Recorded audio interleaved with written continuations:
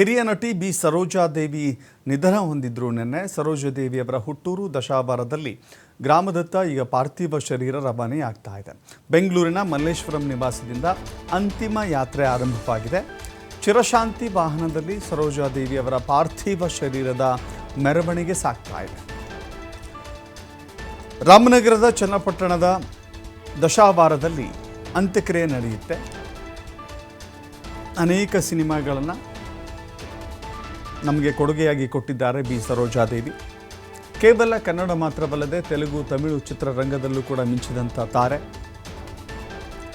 ಸರಿಸುಮಾರು 70 ವರ್ಷಗಳ ಕಾಲ, ಅಂದರೆ ತನ್ನ 17ನೇ ವರ್ಷದಿಂದಲೇ ಈ ಕಲಾ ಸೇವೆಗೆ, ಕಲಾರಂಗಕ್ಕೆ ಪದಾರ್ಪಣೆ ಮಾಡಿದಂಥ ಒಬ್ಬ ಹಿರಿಯ ನಟಿ. ಸುದೀರ್ಘ 70 ವರ್ಷಗಳ ಕಾಲ ಅವರು ಚಲನಚಿತ್ರರಂಗದಲ್ಲಿದ್ದಾರೆ.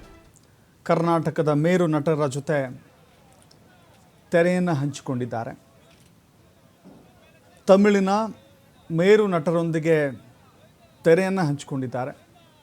ಬಿ ಸರೋಜಾದೇವಿ ಪಂಚ ಭಾಷಾ ತಾರೆ ಅಂತ ಕೂಡ ಅವರನ್ನು ಕರೀತಾರೆ. 5 ಭಾಷೆಗಳಲ್ಲಿ ಅವರು ನಟಿಸಿದ್ದಾರೆ. ಸರೋಜಾದೇವಿ ಅವರು ಅನೇಕ ವಿಭಿನ್ನ ಪಾತ್ರಗಳಲ್ಲಿ ಅವರು ತಮ್ಮನ್ನು ತಾವು ಗುರುತಿಸಿಕೊಂಡಿದ್ದಾರೆ. ಹುಟ್ಟೂರು ಕರ್ನಾಟಕವಾಗಿದ್ದರೂ ಕೂಡ ಅವರ ಖ್ಯಾತಿ ದಕ್ಷಿಣ ಭಾರತದಾದ್ಯಂತಲೂ ಕೂಡ ಪಸರಿಸಿತ್ತು. ಉತ್ತುಂಗದ ತಾರೆಯಾಗಿದ್ದರು. ತಮ್ಮ ಸಾರ್ವಜನಿಕ ಜೀವನವನ್ನು ಜೊತೆಗೆ ವೃತ್ತಿ ಜೀವನವನ್ನು ಅತ್ಯಂತ ಶಿಸ್ತಿನಿಂದ ಅಚ್ಚುಕಟ್ಟಾಗಿ ನಿಭಾಯಿಸಿದಂಥವರು. ಇಡೀ ಚಲನಚಿತ್ರರಂಗ ಇವತ್ತು ಕಂಬನಿ ಮಿಡಿತಾ ಇದೆ ಅವರ ಅಗಲಿಕೆಯ ಕಾರಣಕ್ಕಾಗಿ. ಮಲ್ಲೇಶ್ವರಂನ ನಿವಾಸದಲ್ಲಿ ಅವರ ಅಂತಿಮ ದರ್ಶನಕ್ಕೆ ವ್ಯವಸ್ಥೆಯನ್ನು ಮಾಡಿಕೊಳ್ಳಲಾಗಿತ್ತು. ಅನೇಕ ಗಣ್ಯರು, ಸಿನಿರಂಗದ ಅನೇಕ ಗಣ್ಯರು, ಇಡೀ ತಾರಾಗಣವೇ ಅಲ್ಲಿ ನೆರೆದಿತ್ತು. ನಿನ್ನೆಯಿಂದಲೂ ಕೂಡ ಅನೇಕ ನಟ ನಟಿಯರು ಬಂದು ದರ್ಶನವನ್ನು ಪಡೆದುಕೊಳ್ತಾ ಇದ್ದಾರೆ. ಇನ್ನು ರಾಜಕಾರಣಿಗಳು, ಗಣ್ಯ ವ್ಯಕ್ತಿಗಳು ಕೂಡ ಬಂದಿದ್ದರು. ಇವತ್ತು ಮುಖ್ಯಮಂತ್ರಿ ಸಿದ್ದರಾಮಯ್ಯ ಅವರು ಕೂಡ ಬಿ ಸರೋಜಾದೇವಿಯವರ ಅಂತಿಮ ದರ್ಶನವನ್ನು ಪಡೆದುಕೊಂಡರು. ಜೊತೆಗೆ ಅವರ ಕಾಲಘಟ್ಟದಲ್ಲಿ ಅನೇಕ ಸಿನಿಮಾಗಳಿತ್ತಲ್ಲ, ಆ ಅನೇಕ ಸಿನಿಮಾಗಳ ವಿಚಾರದಲ್ಲಿ ಮೆಲುಕು ಹಾಕಿಕೊಂಡರು. ಅವರ ಸಾಧನೆಯನ್ನು, ಅವರ ಅಭಿನಯವನ್ನು ಕೊಂಡಾಡಿದರು ಮುಖ್ಯಮಂತ್ರಿಗಳು. ಮಾತ್ರವಲ್ಲದೆ ಪೊಲೀಸ್ ಗೌರವದ ಜೊತೆಗೆ ಅಂತ್ಯಕ್ರಿಯೆಯನ್ನು ನೆರವೇರಿಸ್ತೇವೆ ಅಂಥೇಳಿ ಮುಖ್ಯಮಂತ್ರಿಗಳು ಹೇಳಿದ್ದಾರೆ. ಸೊ ಹೀಗಾಗಿ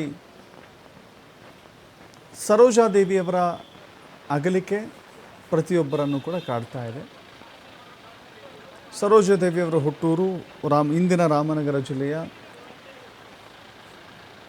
ಚನ್ನಪಟ್ಟಣದ ದಶಾವರ ಗ್ರಾಮ. ಬಹುಭಾಷಾ ನಟಿಯಾಗಿ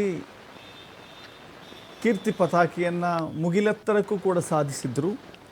ಎಂದಿಗೂ ತನ್ನ ತಾಯಿ ನೆಲದ ಜೊತೆನ ಸಂಬಂಧವನ್ನು ಕಡಿದುಕೊಳ್ಳಲಿಲ್ಲ. ತಾಯಿ ಬೇರಿನ ಜೊತೆಗಿರುವಂಥ ಸಂಬಂಧವನ್ನು ಅವರು ಕಳೆದುಕೊಳ್ಳಲಿಲ್ಲ.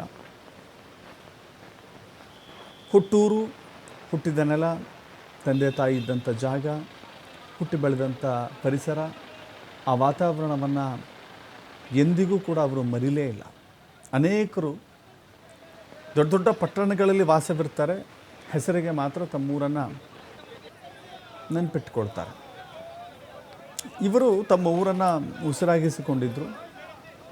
ಅನೇಕ ಬಾರಿ ಅನೇಕ ಸಾಮಾಜಿಕ ಕೊಡುಗೆಗಳನ್ನು ಅಲ್ಲಿ ಕೊಟ್ಟಿದ್ದಾರೆ.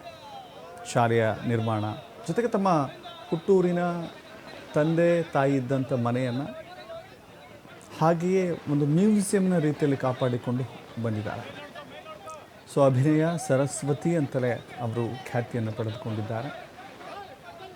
ಇದೀಗ ಅವರು ನಮ್ಮೊಂದಿಗಿಲ್ಲ, ಬಟ್ ಅವರ ಸಾಧನೆಗಳು, ಅವರ ಸಿನಿಮಾಗಳು, ಅವರು ಬದುಕಿದ ರೀತಿ, ಅವರ ಕೊಟ್ಟ ಪಾತ್ರಗಳು ಎಂದಿಗೂ ಕೂಡ, ಅವರು ಕೊಟ್ಟ ಸಿನಿಮಾಗಳಿಗೆ ಸಾವಿಲ್ಲ, ಅವರ ವ್ಯಕ್ತಿತ್ವಕ್ಕೆ ಸಾವಿಲ್ಲ, ಅವರ ಸಾಧನೆಗೆ ಸಾವಿಲ್ಲ. ಭೌತಿಕವಾಗಿ ನಮ್ಮನ್ನು ಅಗಲಿದ್ದಾರೆ ಮಾತ್ರ.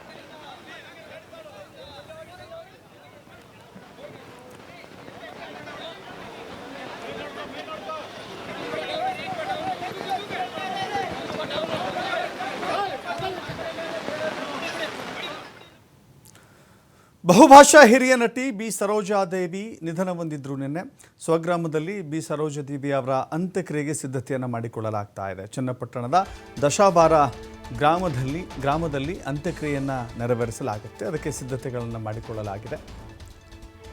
ಒಕ್ಕಲಿಗ ಸಂಪ್ರದಾಯದಂತೆ ಅಂತ್ಯಕ್ರಿಯೆಯನ್ನು ನೆರವೇರಿಸಲಿಕ್ಕೆ ಸಿದ್ಧತೆಯನ್ನು ಮಾಡಿಕೊಂಡಿದ್ದಾರೆ. ಪೂಜೆಗೆ ಸಿದ್ಧತೆಯನ್ನು ಮಾಡಿಕೊಳ್ತಾ ಇದ್ದಾರೆ ದಶಾಬಾರ ಗ್ರಾಮಸ್ಥರು. ಪೊಲೀಸ್ ಗೌರವದೊಂದಿಗೆ ಅಂತ್ಯಕ್ರಿಯೆಗೆ ಜಿಲ್ಲಾಡಳಿತ ಸಜ್ಜಾಗ್ತಾ ಇದೆ. ಕೆಲವೇ ಹೊತ್ತಿನಲ್ಲಿ ಹುಟ್ಟೂರಿಗೆ ಪಾರ್ಥಿವ ಶರೀರವನ್ನು ತಲುಪಿಸಲಾಗುತ್ತೆ. ಅಂತ್ಯಕ್ರಿಯೆಯಲ್ಲಿ ಉಪಮುಖ್ಯಮಂತ್ರಿ ಡಿ ಕೆ ಶಿವಕುಮಾರ್ ಕೂಡ ಭಾಗಿಯಾಗ್ತಾರೆ. ಅವರ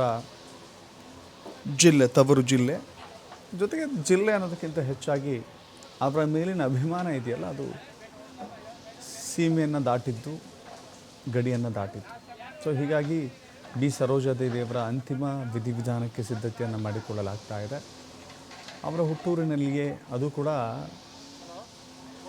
ಅಂತ್ಯಕ್ರಿಯೆ ಎಲ್ಲಿ ನಡಿಬೇಕು ಅಂತ ಹೇಳಿದ್ರೆ ಅವರ ಕೊನೆ ಆಸೆ ನನ್ನ ತಾಯಿಯ ಸಮಾಧಿ ಪಕ್ಕದಲ್ಲೇ ಆಗಬೇಕು ಅಂತ ಹೇಳಿದ್ರಂತೆ. ನನ್ನ ತಾಯಿಯ ಸಮಾಧಿ ಪಕ್ಕದಲ್ಲೇ ಆಗಬೇಕು ಅಂತ ಹೇಳಿ. ಸೊ ಹೀಗಾಗಿ ಅಲ್ಲಿಯೇ ಸಿದ್ಧತೆಯನ್ನು ಮಾಡಿಕೊಳ್ಳಲಾಗ್ತಾ ಇದೆ. ಸರೋಜಾದೇವಿ ಅಂತ್ಯಕ್ರಿಯೆ ಸ್ಥಳಕ್ಕೆ ರಾಮನಗರದ ಜಿಲ್ಲಾಧಿಕಾರಿ ಭೇಟಿ ಕೊಟ್ಟಿದ್ದಾರೆ. ಯಶವಂತ್ ವಿ ಗುರುಕರ್ ಭೇಟಿ ಕೊಟ್ಟಿದ್ದಾರೆ. ರಾಮನಗರ ಜಿಲ್ಲಾಧಿಕಾರಿ ಅವರು ಅಂತ್ಯಕ್ರಿಯೆ ಸ್ಥಳಕ್ಕೆ ಭೇಟಿ ನೀಡಿ ಅಂತಿಮ ಸಿದ್ಧತೆಗಳನ್ನು ಪರಿಶೀಲನೆ ಮಾಡ್ತಾ ಇದ್ದಾರೆ. ದಶಬಾರ ಗ್ರಾಮದ ತೋಟದಲ್ಲಿ ಅಂತ್ಯಕ್ರಿಯೆ ನೆರವೇರುತ್ತೆ. ಪೊಲೀಸ್ ಗೌರವದೊಂದಿಗೆ ಈ ಅಂತ್ಯಕ್ರಿಯೆ ನಡೆಯುತ್ತೆ. ಮಧ್ಯಾಹ್ನ 2 ರಿಂದ 3 ಗಂಟೆಯ ಒಳಗಾಗಿ ಅಂತ್ಯಕ್ರಿಯೆ ನಡೆಸಲಿಕ್ಕೆ ಸಮಯವನ್ನು ನಿಗದಿಪಡಿಸಲಾಗಿದೆ. ರಾಮನಗರ ಚನ್ನಪಟ್ಟಣದಲ್ಲಿ 15 ನಿಮಿಷಗಳ ಕಾಲ ದರ್ಶನಕ್ಕೆ ಅವಕಾಶ ಇರುತ್ತೆ. ದಶಬಾರ ಮನೆ ಬಳಿ 15 ನಿಮಿಷಗಳ ಕಾಲ ಸಾರ್ವಜನಿಕರ ದರ್ಶನಕ್ಕೆ ಅವಕಾಶ ಇರುತ್ತೆ.